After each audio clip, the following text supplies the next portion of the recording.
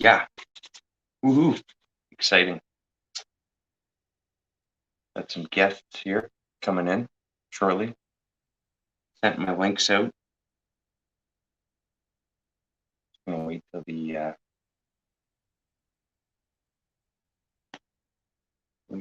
the room fills in. A little early. That's okay.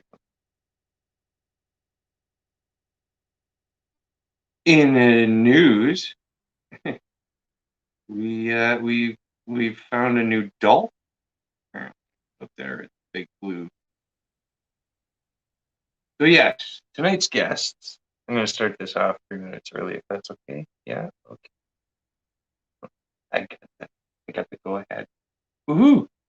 Hey folks, we're here, and we're live, and it is Tackle Tuesday. And tonight's guest is a longtime friend of mine, Mr. Wyatt Folz of Tubby Guy Outdoors. And I think he's here now.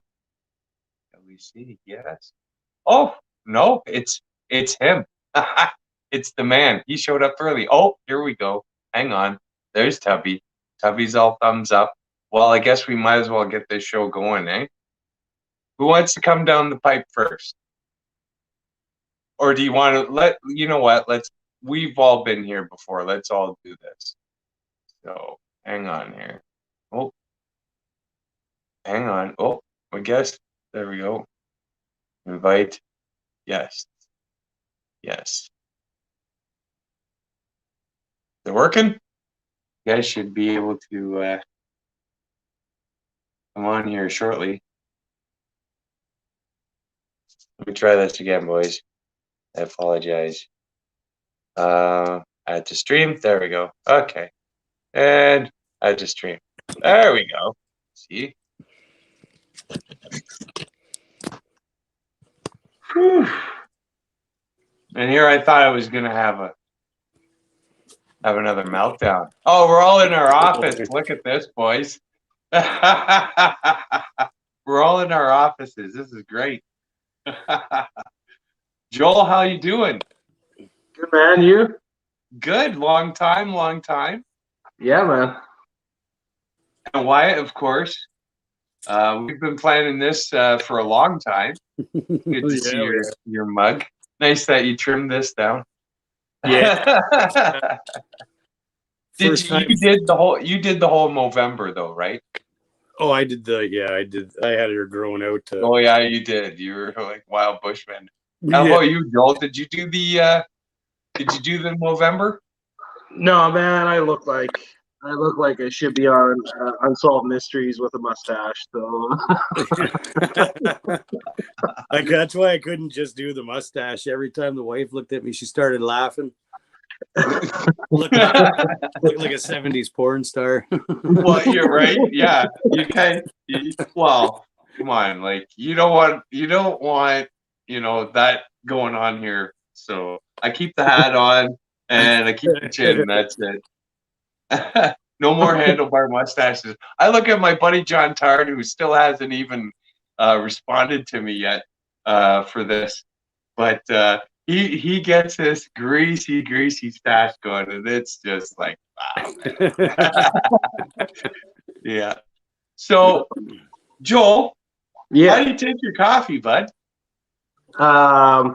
In the morning. Yeah. Well, anytime I can get it.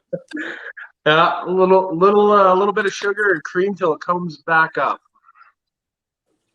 Okay. Yeah. Okay. All right. And why you take it black? Yeah. I'm not. You know what? A lot of guys are kind of married to their coffee. As long as it's hot, I'll drink it pretty much. Right. Long as there's no almond silk in it, I'm good. Oh, here we go. That's already in. So Wyatt's got a problem, Joel, with me drinking almond silk. Hey, man, if you're lactose intolerant, go for it. If you're just being trendy, I just want to put it out there that I'm gonna.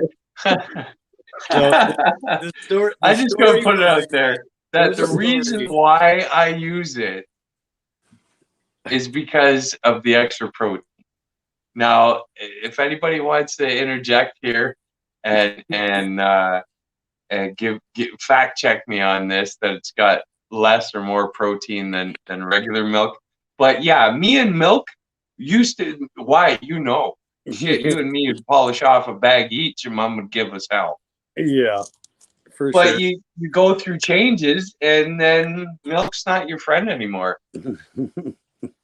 Like, well, during when I was in construction work, we'd go through the Tim Hortons drive-through, and by the time, I swear to God, by the time we were at the job site, we were all heading for Johnny's.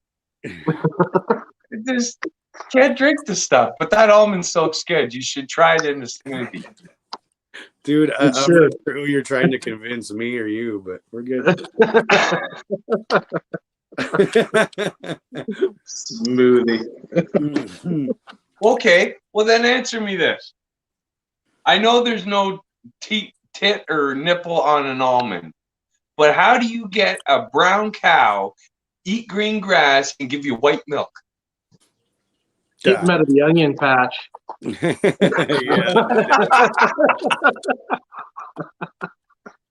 Right? Right? Yeah. There's a story behind that though too, right?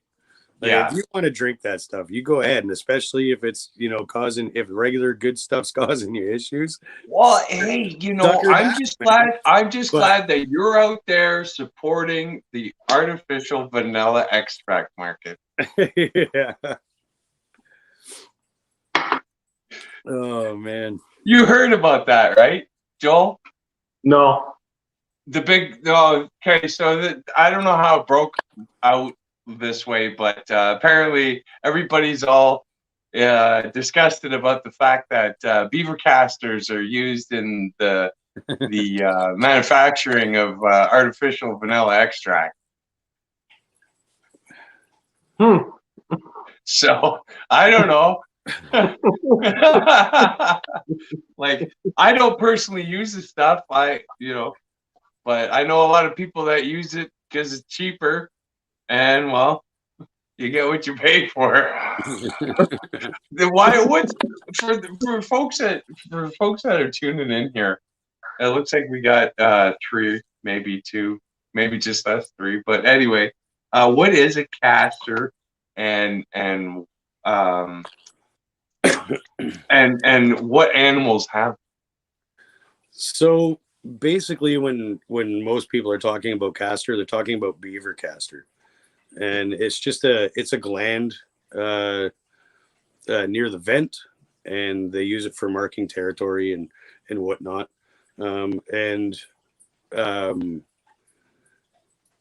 Basically, when you process the animal, you harvest that gland, and you use it to make a lure or a bait with it. And because it's used for marking territory and whatnot, if you throws off its own scent. Yeah, exactly. And it's also worth quite a bit of money on its own. If you as opposed to making a lure with it, you can dry it to a certain extent, freeze it, and then sell it back when you sell your pelts. And beaver caster is actually used in a wide variety of things, perfumes. I'm trying to think of some of the other stuff, but perfumes is the big one. It actually has, it's funny you mentioned vanilla extract, because it actually has almost a vanilla smell to it. It's not like skunk essence or anything like that. Yeah. And the way the market is right now, the caster is actually worth more than the hide is, or the pelt is. So, or so it seems anyway. But yeah, so that's what the caster is. And if you use, when you make a lure with it, you don't want to use it on the pond or water system that it came from, that beaver came from. You use it in a different area. And what ends up happening is that when you make the set with it, the local beaver there thinks it's another beaver coming in on his territory, and he's going to inspect that and and hopefully get into your trap. So Now, for anybody that tuning in that doesn't understand, excuse me, the reason why we trap is primarily it's vermin control, a lot junctioning swamp areas, farmland, that kind of thing, where it could supersede into a farmer's crop and they get into that stuff, and then it's a problem. Wyatt, you could probably explain it better, but well, I mean, trapping is really no different than some of the reason why we hunt. It's population control. Yeah.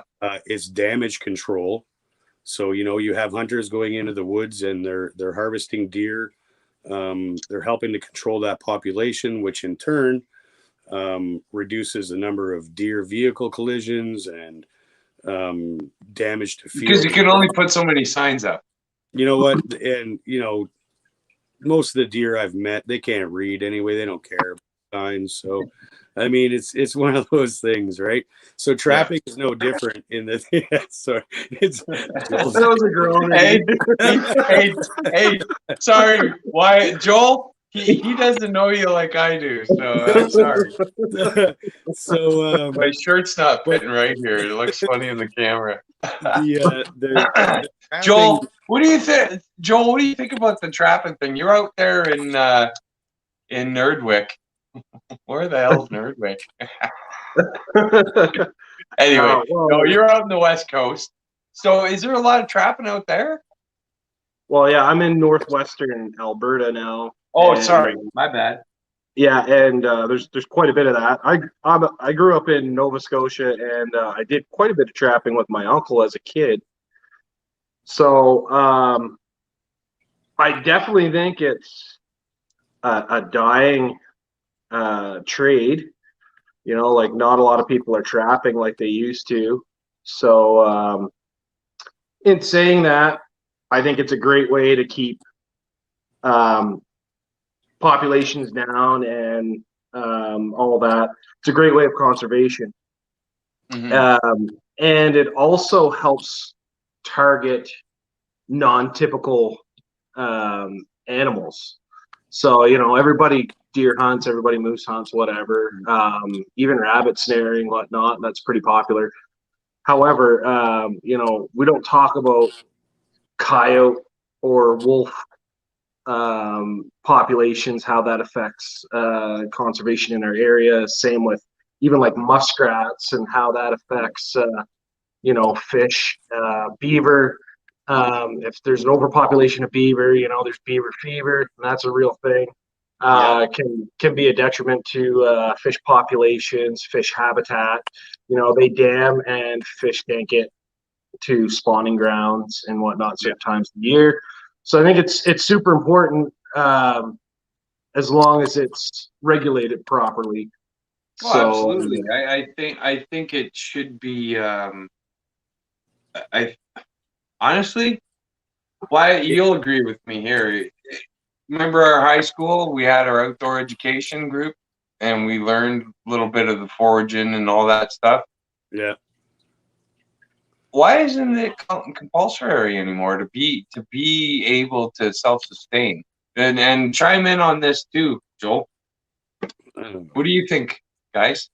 Nicole, Joel is tying a fly. Sorry, I was just looking at the. You know what? I don't have my full arsenal at my disposal, so I can't see these comments until I look. So, Nicole, thanks for joining. Perry, thanks for joining all the way from Saskatoon, Saskatchewan. So, I don't think there's so much wrong with the school system these days. I don't even know where to begin, and I'm not even sure I want to cover that topic. But throw it out there. Who cares? It's relevant to what we're talking about. The thing is, it's not PC to hunt, trap, fish, and it's not going to be taught. Yeah, there's the odd, not in schools, not the way it was, not like No. You know what I mean? Not anymore. It's just not going to happen. I'm sorry.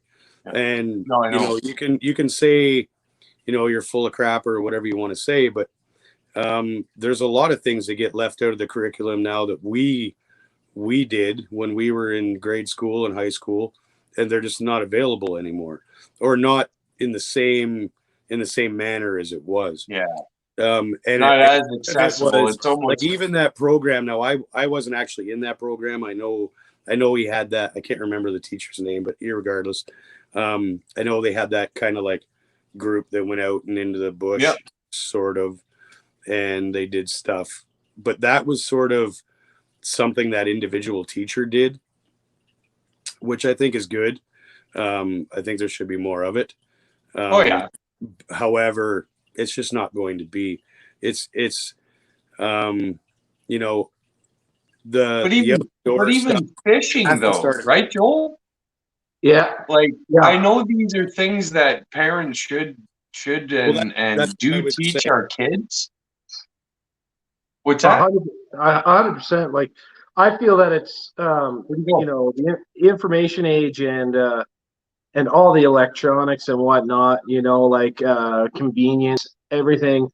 It's a lost way of life, and there's a few of us out there that are trying to keep it going, but it's a disconnect with current times.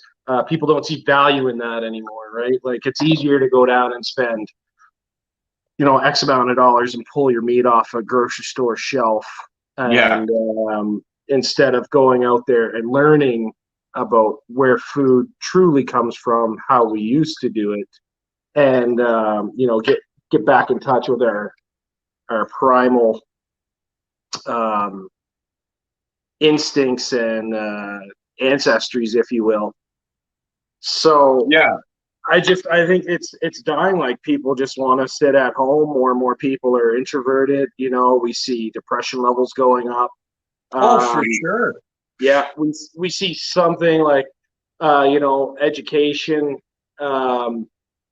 education systems and whatnot. Like, when I was in junior high and high school, I saw that they pulled music and arts as well as shop classes and stuff, because it's where they could save a buck, or they really didn't see too much value in that. So I think those types of things, certain trades and certain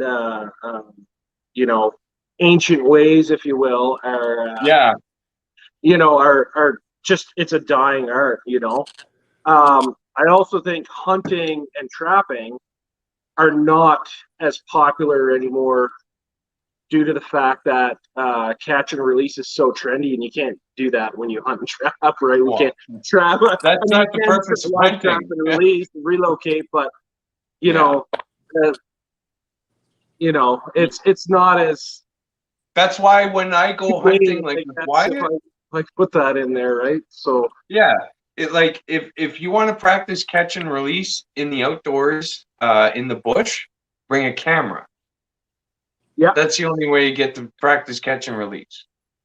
In fishing, if you don't damage the fish, you can always release it, and it swims away and it lives another day. But I'm sorry, in trapping and hunting, unless you're packing a camera, there's no catch and release. 100%, yeah.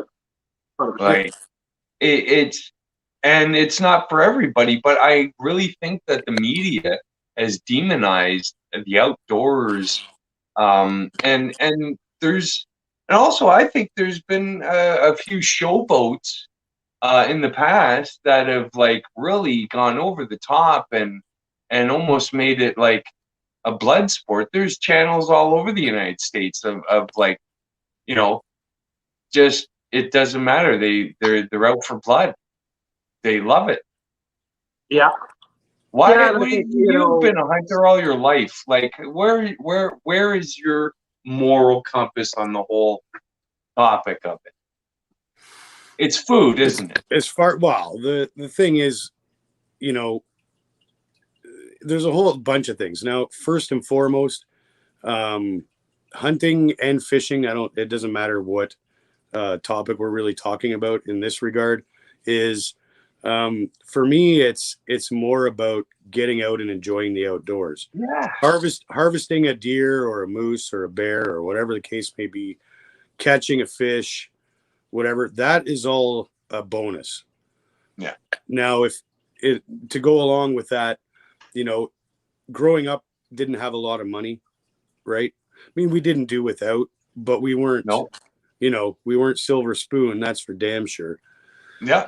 So if you want more on the plate, you went out and got it. Well, and that's what I was going to say was, if you, the one moose I shot, she was, I think we ended up, it was 600 pounds of hanging meat.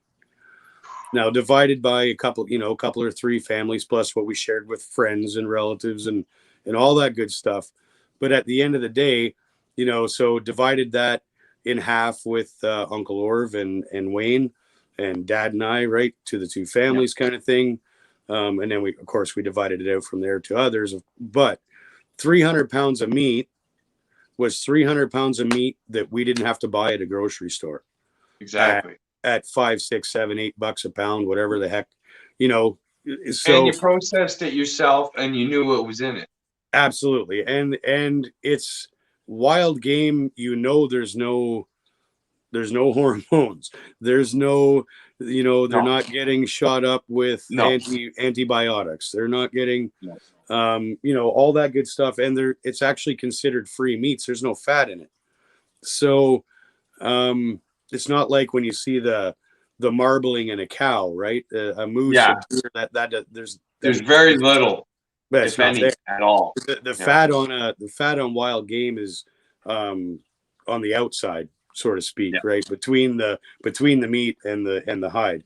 So, but yeah, that was the main thing for us growing up, was if you could put 100 pounds of deer meat in the freezer, that was 100 pounds of meat you didn't have to buy. Goes for any harvest at all, right? Whether it was grouse or ducks or geese or anything you can contribute to the household that kept money from leaving the household, especially with, two young boys that are just trash compactors, right? So, I mean, trash pandas. We were all exactly right. You were forever. How many trips to the fridge did you make a trash day? Pandas. When you were in your teens, right? So, for us, that was sort of, we've always been quote unquote meat hunters. We got doe tags every year. We applied for I shouldn't say we got doe tags every year. We applied for doe tags every year. And, if it was brown, it was down, because we were putting meat on the table.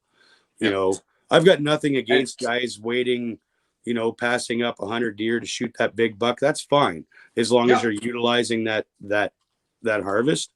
I have zero issue with that. However, in my case, like I said, we were filling freezers. So if a doe came out, down she went. If a nice buck came out, that was, even better bonus, so to speak, right? Yeah. Little bit of bragging rights to go with the meat you were providing to the family. Well, and that way, if you do take a buck and a doe at the same time, chances are they're just coming out in front of you after doing their business, or you're taking them both.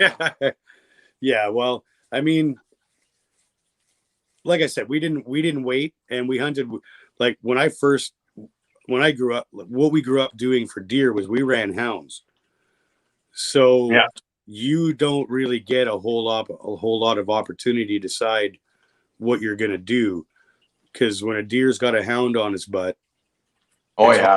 it's all so shoot now or don't shoot. It's it's not like still hunting, right? So I do a lot of still hunting now. We don't use dogs anymore, but so with still hunting, you can be a little more selective.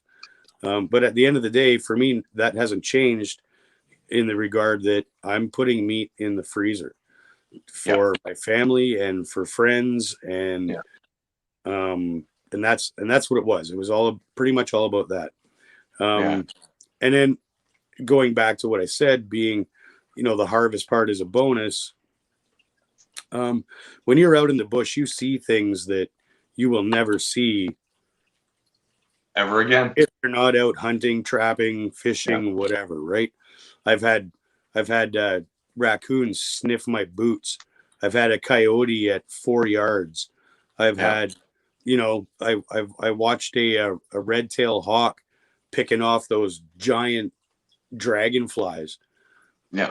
Like just really cool stuff that you're never going to see if you're not out there enjoying it, right? Yeah. And so for me, that's more of the point.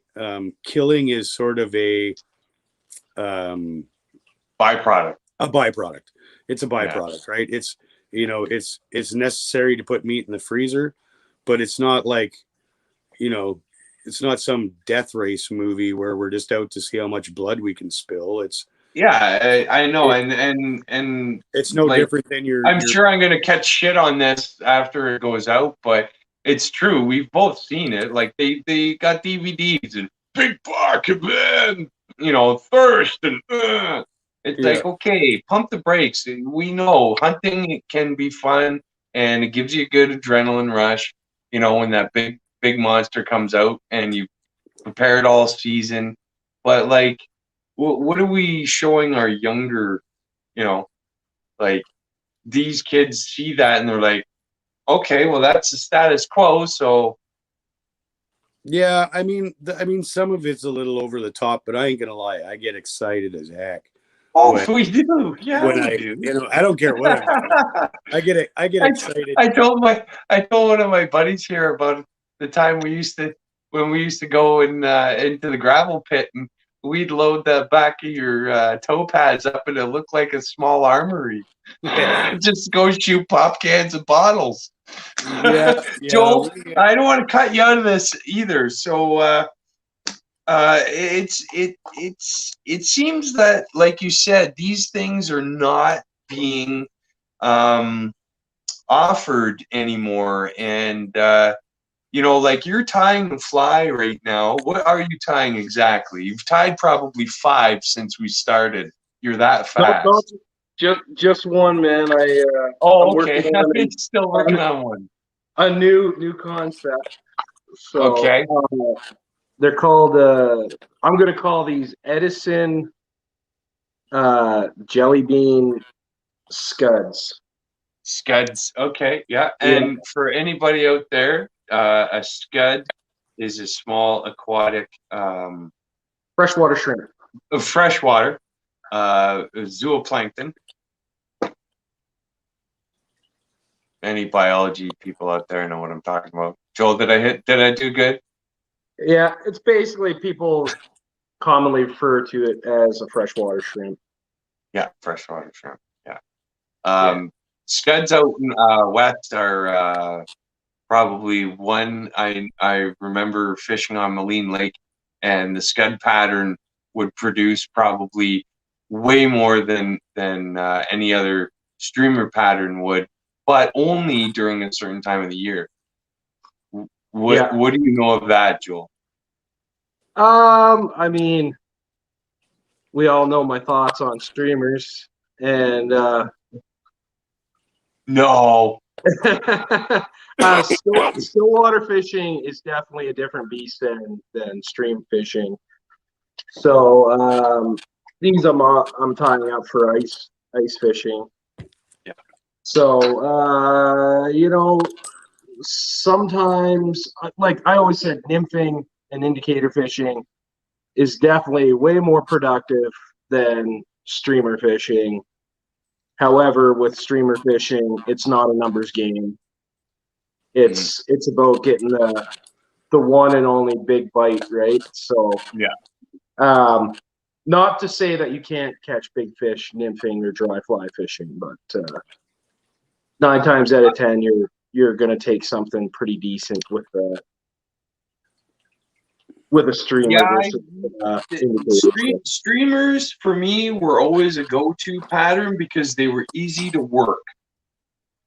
There was very little movement that you needed to put into a streamer. It was pretty much strip, let it go, strip, and let it go, and then 2-3 strips, and there was a trout on, and it was that simple. But then shooting. It's like shooting fish in a barrel out in Moline Lake, though. Sometimes. Yeah, that lake's pretty great. It's stillwater fishing's definitely a lot different, and the difference is that the fish actually have more time to be selective, whereas in a stream, they either have to do one of two things. They either have to watch it go by or destroy it. One of the two. Yeah. So hey, I didn't add your dog to the friggin' stream, Wyatt. What the hell? Zeus, oh, he's just a big ham. But Joel, you benefit too from the hunting industry, or the fur trade, as it were, because you use furs in your fly, don't you? Oh, for sure, yeah. Bucktails, pine squirrel, rabbit zonker, badger, silver fox, red fox. Yeah, man, I can't get enough, right? What is your fascination with the sex dungeon, though? Really?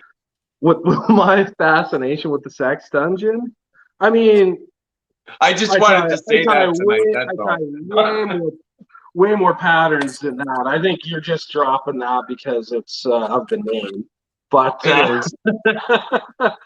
to be fair, that's a well-proven pattern. It pushes a lot of water. It's neutral buoyancy from the spun deer hair. It's just a solid pattern. It's just a solid go-to, especially like big trout pattern. So, I mean, like it's kind of like the woolly bugger. Yeah, you know, it's just woolly bugger's the most fish fly in the world. I have in my fly box the top 2 rows, black woolies, olive woolies, and then the 3rd row is a variant of both. Oh yeah.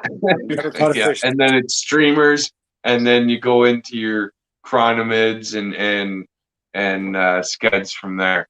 And that's what I learned out west for fly fishing. Like Wyatt and I used to, it looked like we were trying to whip the cat, but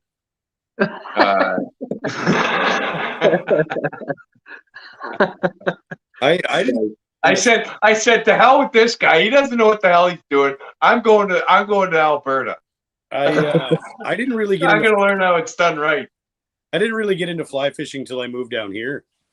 That's true. I never owned a fly rod. I think I maybe took Dad's out one time, and as for the woolly bugger, I keep hearing about how great a pattern it is. Never caught a fish on. Really? Streamers, woolly buggers, never caught a fish on them.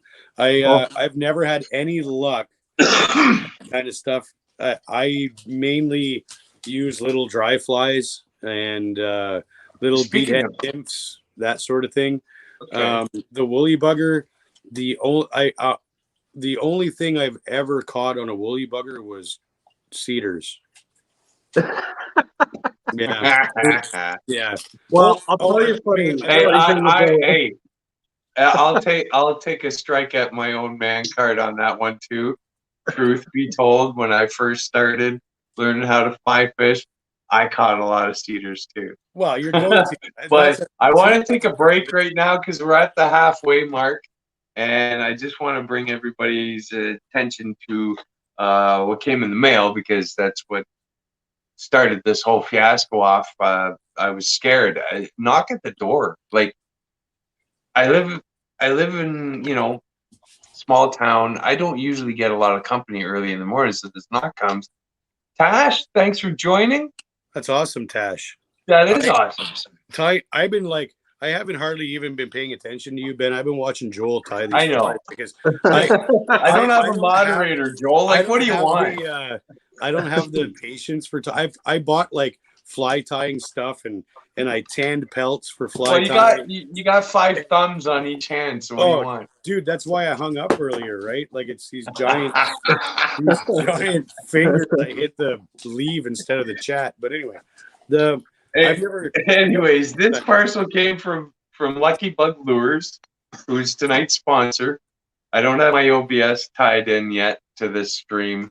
that's coming though. So I disagree. There's a BS. Sophie, here's your plug for there you go. This tonight's episode is sponsored by Lucky Bug Lures. Anyways, Sophie sent me this package, and inside the card, though, is a beautiful card. It took me by surprise, but I want everybody right now to know that you can use my personal promo code, thanks to, that's the number 2, Ben, for a 15% discount at luckybuglures.com. So if you go there right now, check them out. They're the home of the bingo bug, and that's a fusion, and that's another one that they have. But the bingo bug is like a fusion of a plastic hook and feather. It's you got to check it out. It's the craziest thing, Joel, that I've ever seen. But you can ice fish it, you can float it, you can jerk it, whatever. It's the bit. Right? Hey, what other sport in the world can you say jerk it and the other guys know what you're talking about? On Well, I many can think different of levels. 2. What's that? Oh yeah. So, anyways, let's see what's in this box, because I shook it and I was like, oh yeah, there's more tackle in here. That's awesome, right? So let's see what's in it here. Because any guesses, guys? Oh, it's either one of the new it's one of the new the bingo bugs. I mean, oh, you think in a new color? Yeah, Maybe? that's what I'm thinking. I mean, the hard water There's season. a lot of colors though. Starting, isn't it? Out west, What's you that? guys have got ice, don't you? Oh yeah, man, you can drop shot I've them. been fishing for a month and a half. Yeah. Okay. You're on ice already, Joel? Oh yeah, man. Oh yeah. I've been Oh, yeah. playing. I won't go on unless there's Big Jim goes on first. If Big Jim McLaughlin's on Simcoe, then I go down. Otherwise, I'm not going ice fishing. Sorry to hear that. I took Ben out in March one time when the ice is, it's popping because it's warm. It let this like Mondo crack out. He was on shore so friggin' fast. Oh yeah. I actually took 2 running steps just because he freaked out. I was like, "What the? Oh, wait a minute! We're on 2 feet of ice." Yeah, it scared me. I was like, nope, not for me. Well, shit. Another buddy of mine, Keith, he took me out Cooks Bay for the first time, and man, I'm walking out there and I'm like, I'm gonna die out here.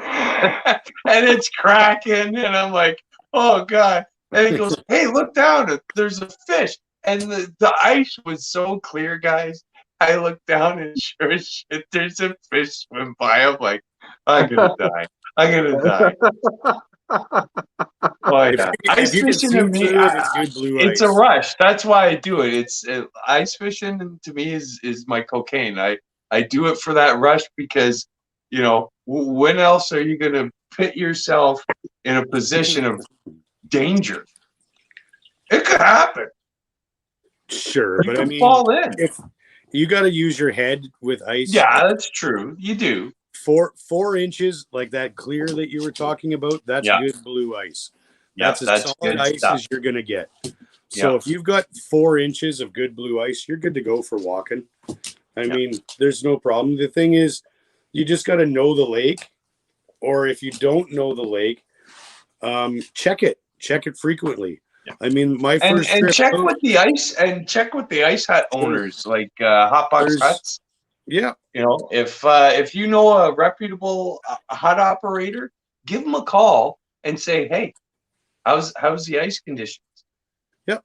And I mean, it's all about common sense. It's no different than anything else, right? Yeah. And the first time and wear a diaper because you could shit your pants unexpected.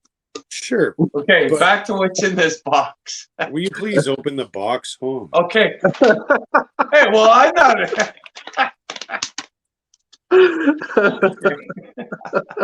All right. Well, I'm not. I'm absolutely flabbergasted. There we go, folks. It is the medium dark roast Nice. Heights coffee, and this is a 2020 blend, and it was established. This is a new company actually, out of BC, and so this is the holiday blend. It's a medium dark roast, and it was roasted on the 3rd. This is gonna be fresh. I'm gonna have some tomorrow. Thank you very much, Sophie. I appreciate the coffee. It keeps me the spaz that I am, and it will go lovely, I'm sure, with my almond silk.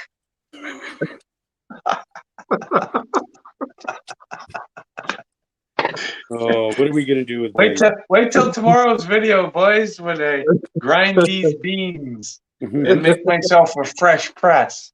I don't think I'm losing my man card over this over the almond milk. Like, was there ever a situation you wanted to pull my man card, Wyatt? In the outdoors. White Claws too, bro? How long is this live? Where do I start? Oh, Joel, back to you, bud. How many White Claws do you drink on a Friday night, Ben? What's a White Claw? Oh, point for me. I don't know what a White Claw is.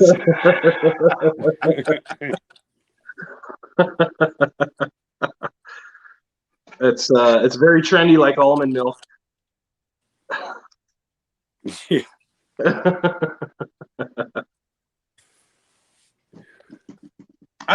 Hey, you know what? Almond milk is staying in my diet. Okay, it's good for me. I'll have my friend that owns the gym here tell you it's good for you. It's good for the heart. It's got a big heart on it. That's why I drink it. And now you're pulling a trap out. Okay, tell us about this trap. Well, this is what you're gonna hand me your man card through. Oh, okay. No, Because I drink almond silk. I would never do that to you, not with one of these. I know. But. Oh, what? Hey, do you remember you showing me your old? Because you had a trap line, or your folks did back in the day, didn't you? No. So no. My father-in-law had a trap line. That's it. And my I know my family did some trapping, but as far as there was no money in it back in the day, because actually that's when there was money in it. Was back. In the was day. it? Yeah. So then why weren't you doing it then?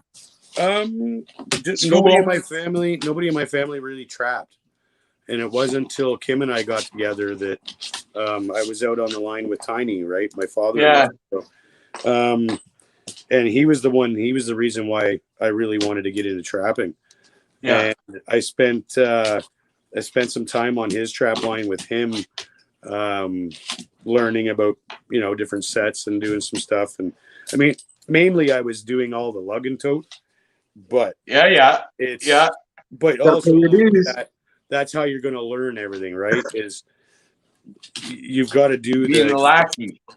Well, okay, I did a lot of the lug and tote, but at the same token, you just being out there is how you learn that stuff. So, I mean, that's all part of it, right?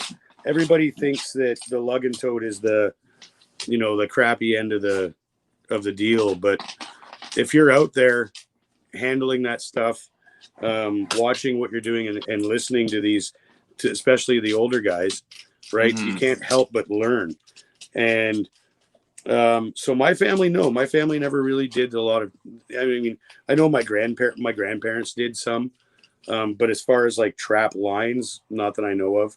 Right. But there was guys back home that had trap lines.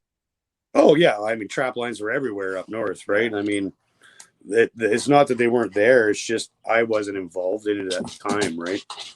And now, fast forward, I just got my license. I'm actually still waiting for it to show up in the mail, but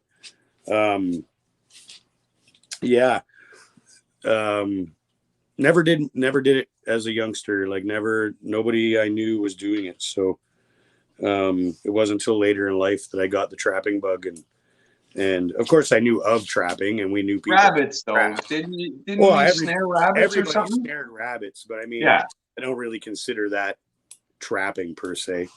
That was just another way to put some more food on the table, right? Yeah. You go out and set a dozen snares and snaring a rabbit is I don't necessarily like it for the fact that you got to walk up to the little bugger if they don't freeze to death first. But it's pretty rare that you don't have to spit lead pellet out. It was the partridge. Remember it was the partridge. Yeah. We got grouse that one night or whatever. Yeah. It was duck one time, grouse another time. And I'm like, the hell? I spit out this little piece of shot and it hits the plate, tink. Yeah, that happens. Your dad looks over the bridge of his glasses at you. When you're using light rounds on grouse, pellets is just a reality of life. You learn to bite gingerly when you're eating it. Once you know there's no pellet in there, then get into her. But well, Joel, you just whipped off a beautiful flying hit. Sorry, Wyatt, not to cut you off there, but he was using a UV light on this fly, and you're touching it now with what? Well, he was just setting glue, weren't you, Joel? That's what that light's for. UV fly finish for sure. Yeah, this stuff is a staple in any fly tier's arsenal. So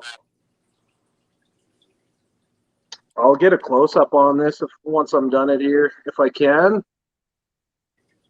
Well, Joel is for anybody tuning in, Joel is a professional fly tire, and he is the man behind Lazy Arse Streamers. And what other don't you have another off-brand? Well, I started as Wireworm King, and that was just, I started doing ice flies, and I really wanted to get away from that entity because I hate tying wireworms. I hate tying wireworms. They're simple, man. For like 4 years in a row, and my record is like 825 in a day. So I'm just done like with sitting down tying the same thing over and over again. It just burns you out really quick. Yeah. But having an articulated vise like that helps. Oh yeah, the rotary vise here is super nice. But like getting into streamer fishing for me was a no-brainer. I used to do a lot of spin casting, so I wanted to challenge myself when it came to fishing, and the only way that I could think of challenging myself is to build flies like I would fish my Rapalas and crankbaits. I can't hear at all. So basically, I recreate crankbaits through flies, and I don't swing. I don't do any of that boring. No swinging or jerking, eh? Well, there's lots of jerking, always. But I basically build flies like you would fish a Rapala on a spinner. Okay. Yeah. So a lot of jerking. So when you can chuck stuff like that. Well, yeah, right. For big pike, and when it comes to buying pre-built cranks like wraps, and nothing against them because I fished them for years, is that you can never quite get what you want for the body of water that you're fishing, Yeah. right? You always Yeah. got to settle with those preset patterns, preset styles, when I can totally customize exactly what I or my clients fish to that body of water. So that's the cool thing. Oh, you want more flow? I can give you more flow on that versus throwing a hard crankbait. I can give you more wobble. I can get you more pause. I can get you, neutral buoyancy. I can give you a slow sink. I can give you a fast descent. Whatever you want, right?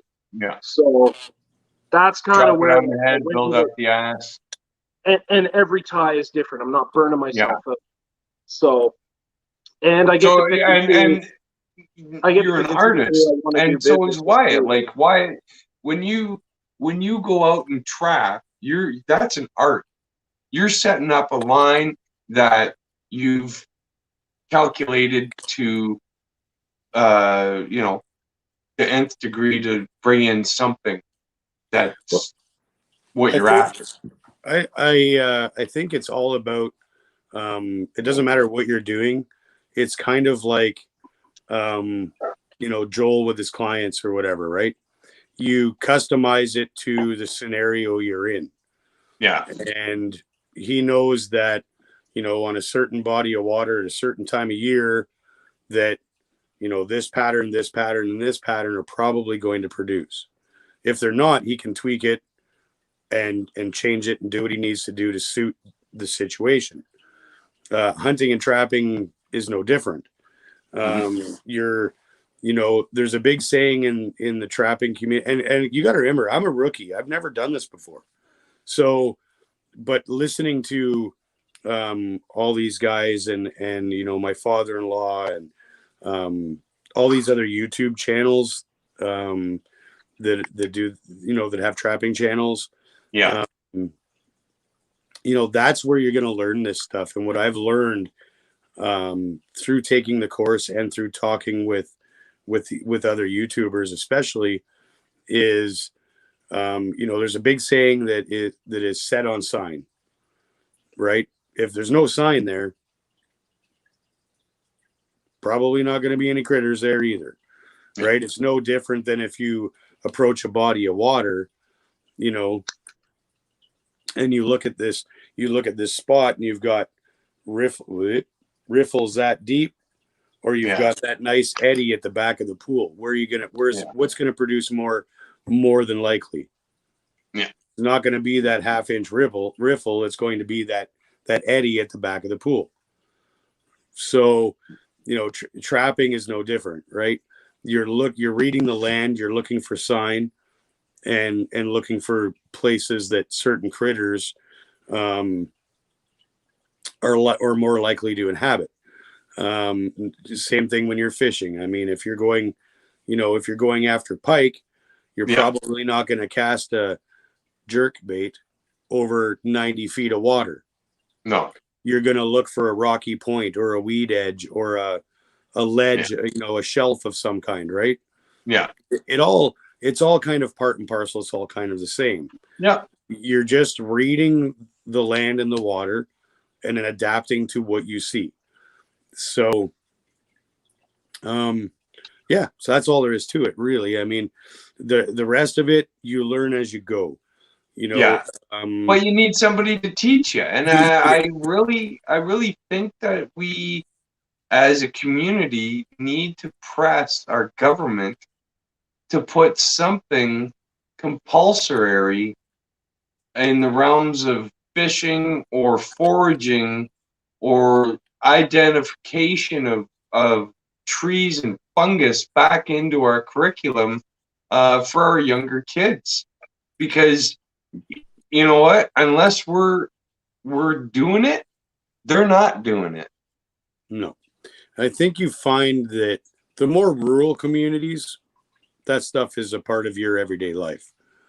You get away from the rural communities and it gets more and more non-existent, so to speak, right? Yeah, there's a few that it's a novel idea. Yeah. Which is actually surprising because there is a crap ton of urban fishing, and I don't care what city you go to. Yeah, there's You can tons of catch urban fish. fishing. You can catch Tons. fish right downtown. Yep. Storm drains, drainages, all that. Yeah. Yeah, And that's kind of a Urban big fishing thing is on huge. YouTube now. It's like parkour. Yeah, that stuff is starting to really catch on, right? Yep, big time. Yeah, really trendy. No, I like the park. The park.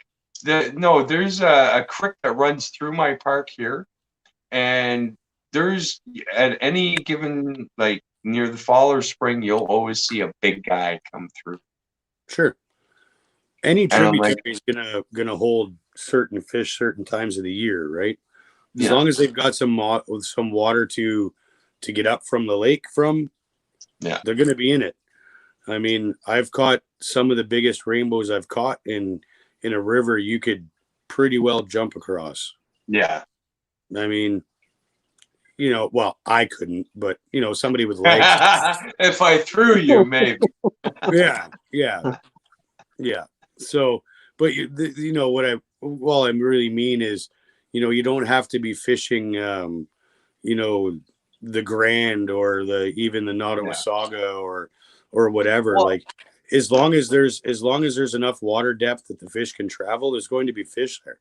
So, I remember this one time I was fishing this one spot. I think it was near Ingersoll, and it was in like a park area, but this little very shallow creek kind of came around, and I threw my line out, and it wasn't even knee deep where I threw the line out, and I watched this carp come just grazing on up, sniff the worm, and I freaked a little bit because I'd never seen that happen. I'm like, oh my god! Then it moved the worm, and man, like a vacuum, just and 360, and my line, holy cow! I had the bail open, thankfully, because she just out of there. And my rod, because it took off so fast, the line couldn't take out fast enough. Then the bail closed, and then my rod's going. I'm like, oh god! But that's for another night to talk about. Did I lose my man card seriously over this? No, absolutely. No, I didn't think so. No, I didn't think so. It's a health choice. So there, I retain my what, Joel? Do you still stand up to pee? Yeah. Oh, okay, you're good. You're good. There was a time though they wouldn't let me. Oh, jeez. Anyways, Joel, please give your shout outs to your followers and fans and let them know where to find you and find your beautiful products. Yeah, just Facebook and Instagram. You can find me at Lazy R Streamer Co. Or follow me on my Facebook page as well, or my main Facebook profile. And I add anybody who's interested in the sport or wants to learn about new age streamer fishing or streamer fly tie. I do free tutorials. I am actually starting up a Patreon account as well very shortly. So Nice. yeah, if you just want to talk shop, or I don't care if you're advanced at stage 20 or you're thinking about getting into it and you want to get the right setup, I can point you in the right direction. So yeah, well, it's been great to have you, Joel, on the experience. I miss talking to you, and I know we bump into each other in the feeds now and again, and it's always a pleasure. And I appreciate your passion for the sport and your passion for the vice. That there is like, man, it's awesome. I have my vice. I haven't pulled it out yet, but maybe I'll get Thumbs over there to come over to Letterkenny, and we'll sit down at the vice together at the table with a bottle of whiskey and a stogie, and we'll do it the Alberta style. awesome. Yeah, and Wyatt, feel That's free how to I send learned, me Wyatt. further That's feathers exactly how I learned. I learned by smoking copious amounts of marijuana and a bottle of whiskey until I could tie my guide's fly. He said, "You're staying here at my place until you can copy this tie." And he tied it. And I kept on tying fly after fly after fly after fly after fly, and drink and toke and drink. And I'm like, "I gotta go to work in the morning." He's like, "I don't care. You haven't given me my fly yet." And finally, it's like, I'm dying. You could see like the drools coming down the side of my mouth. I'm like, I'm ready to just pass out. He says, "That one right there." I said, "This one?" He goes, "Yep, give it to me." I was like, "Okay." He puts it in his box. He goes, "Now get out. You got work in the morning." That's love. And you know what he did? He went out that next day. I was still doing the lugging and cleaning and the shit work. I wasn't a guide yet. And he went out that day with a high-profile client, boated a beauty boat. So. Oh, nice. That's awesome. Yeah. So it's always exciting thanks to Ben. Use that promo code, folks, at Lucky Bug Lures. Wyatt, off to you for Tubby Guys closeout. Oh, well, just just thank everybody for watching. You can check out my stuff at Tubby Guy Outdoors on YouTube. If you like hunting, fishing, cooking, you name it, now soon to be into the trapping videos. Hey, can I get some squirrel? Yeah, absolutely. Yeah, we can make that happen. Yep. Especially if you want that kind of thing for tying flies or for a stir fry, whatever you want, we can make it happen, man. Cool. I used to do some muskrat. All right. We can probably That's good. That's good eats. That's good eats. Yeah, I plan on putting just the fur. Just the fur. Wow, it's a no deal. That's it. Okay, hang on. Here's my card. Yeah. No, I used to tan rabbit and squirrel hides all the time. Send them out to my cousin in BC there because he loved tying flies and fly fishing. And well, why? So if you know anybody that can make Trish or myself one of those Sasquatch masks out of a deer ass, please, by all means, get us contacted with them because we want one. We'll see what we can do on that one. I want 2 eyes, though. I don't want a cyclops. I don't care if it has horns, whatever. It's got to have 2 eyes. But generally, anyways, boys, I want to thank you very much. And I want to thank my sponsor, Lucky Bug Lures, and StreamYard for making this possible. Thank you. So catch us next week. Same time, same bad channel. And who knows who I'm going to have. But these are who I had tonight. And you can see them on Facebook as well as YouTube and Instagram and Facebook. So, yeah, I know some people that know some people that know some people. So I'm sure you'll all find them just as easily as I did. And they're a wonderful bunch. Wyatt, always pleasure, buddy. And Joel, once again, let's see this fly. Can we see it? Before we close out, I'm getting yelled at. Uh-oh. Who's yelling at you? My Jamie. Uh-oh. Uh-oh. Just one sec. Let me put the final code on this. I tried to time this perfectly, and it's not working. So, but that's okay. We can go over the time limit. I'm all right with that. I'm not done my beer anyways, so. Nice. And why it's not light beer either. So. Oh, I drink the light beer. Oh yeah, but it's Bush. Oh wow! Hey, look who's on pop tonight. Mm-hmm. Yeah. You know what the truth of that is that I haven't really drank much in a very long time. Oh, it's true. Yeah, we did. You did a lot of enough for a lot of us when we were younger. Yeah. We I could get into Sioux College. I could get into any cab in Elliott Lake and just grunt, and they knew where to take me. So that was many moons ago, though. Not that I won't have a drink. I just. What is that you putting on it now? Just a thick UV as well.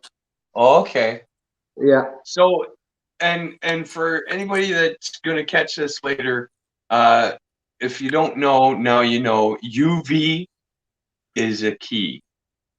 You got to UV understand how light refracts in the water column and how UV interacts with fish, because that's how fish see, is in UV. Yeah, and a lot of the new fly tying materials are UV infused, so that's killer. That's a game changer too. So, and Especially when also the difference between UV as opposed to say glow in the dark. This is glow in the dark. This is UV.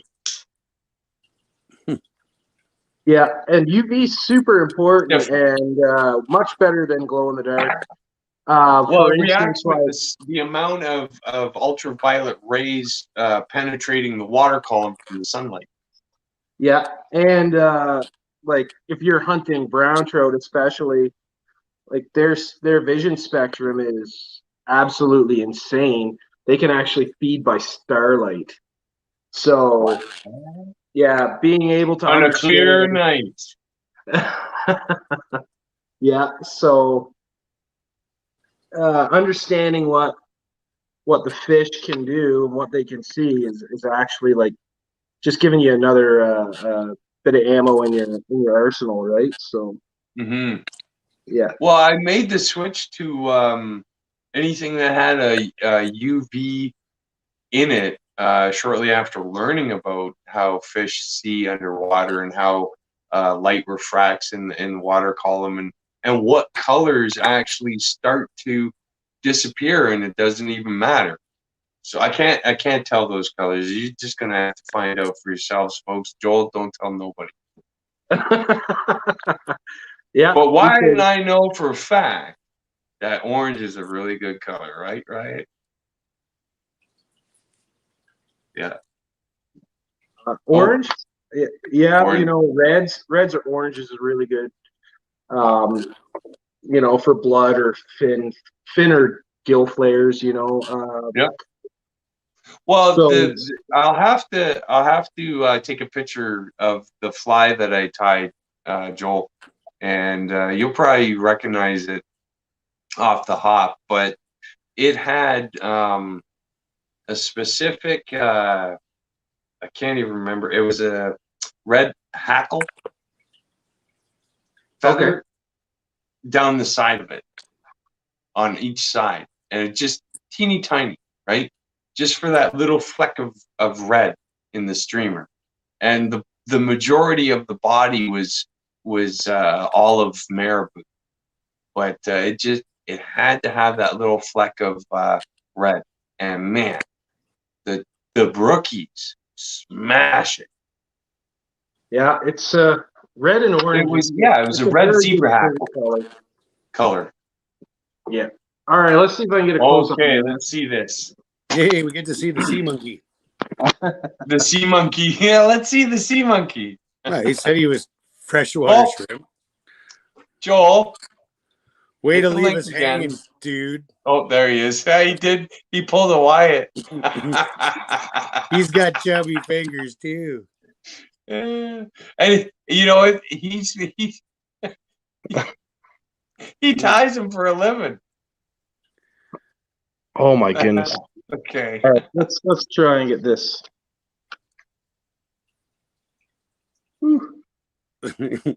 Oh, there we go. There you go. Oh wow, eh?